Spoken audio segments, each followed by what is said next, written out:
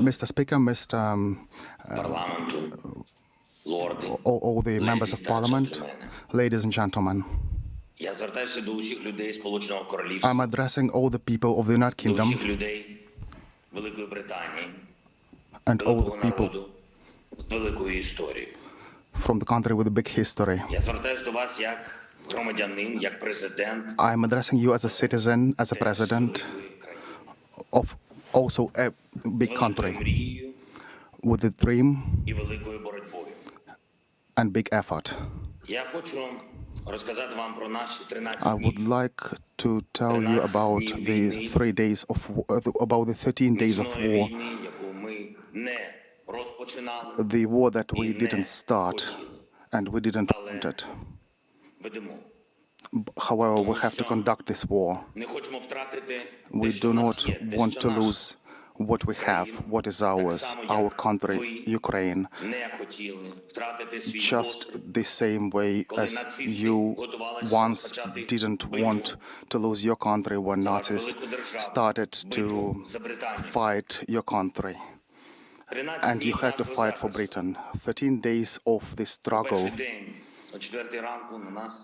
On day 1 at 4 o'clock in the morning, we were attacked by cruise missiles. Everybody woke up, people, children, the entire Ukraine, and since that we have not been sleeping. We have all been fighting for our country with our army. On day 2, we have been fighting airstrikes, and our heroic military servicemen on the island Zminy have been trying to fight. When Russian forces demanded that we lay down the arms. However, we did continue fighting, and we did feel our force, the force of our people that will oppose the occupants until the end. The next day, the artillery started fighting us. Our army showed us who we are, and we have been able to see who are people and who are beasts. On day 4, we started getting people captive. We have not been torturing them. We remained humane even on day 4 of this terrible war.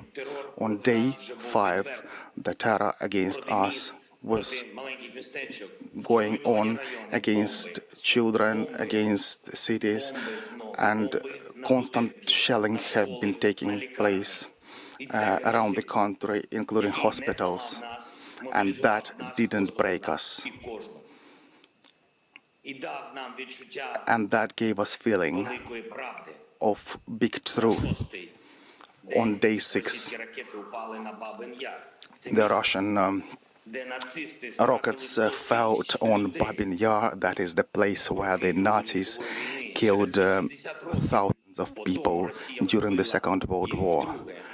And 80 years after, the Russia hit at them for the second time. And even churches are getting destroyed by shelling.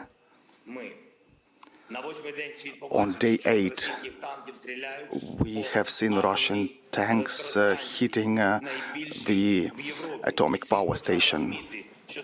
And everybody got to understand that this is the terror against everyone.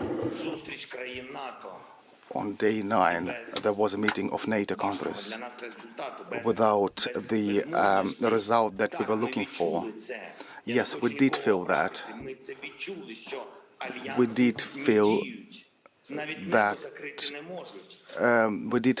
that, unfortunately, that the alliances don't work properly always, and the no-fly zone cannot be enforced. And on day 10, the Ukrainians started protesting. en masse, stopping the armored vehicles with their own hands. And on day 11, the children and cities were being hit, and hospitals as well, with the rockets and constant shelling. And on that day, we realized that Ukrainians became heroes. The entire cities, children, adults. And on day 12, the losses of Russian army exceeded 10,000 people killed. And also including the general, and that gave us hope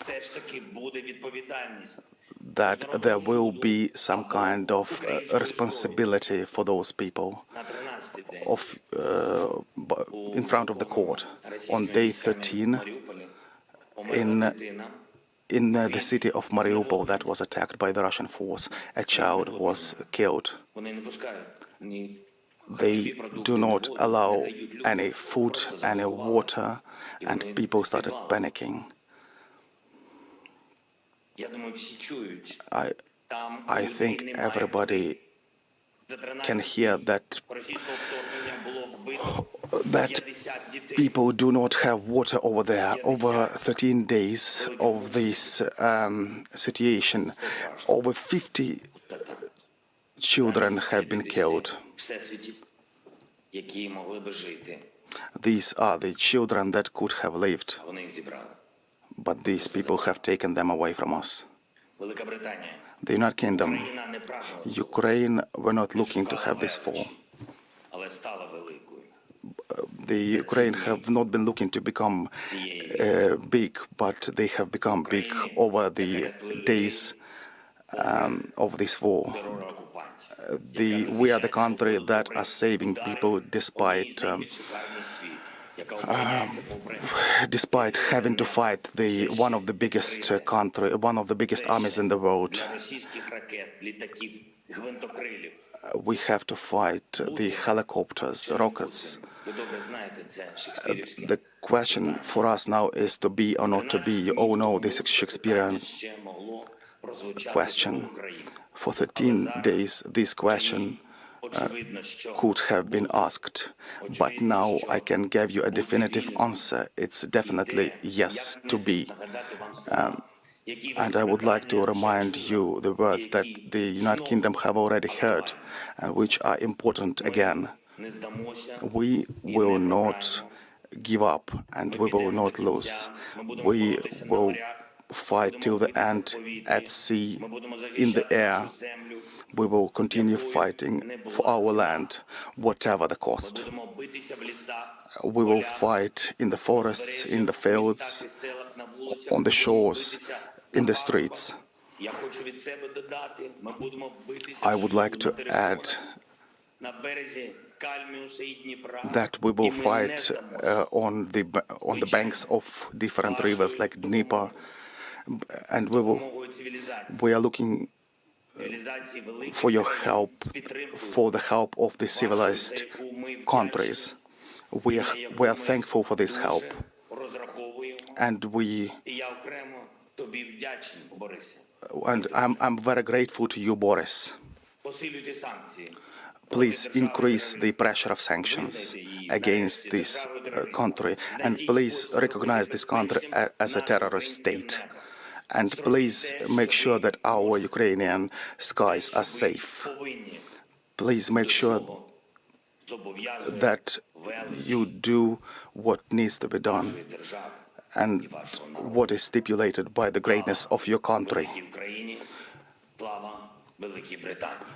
Best of all to Ukraine and to the United Kingdom.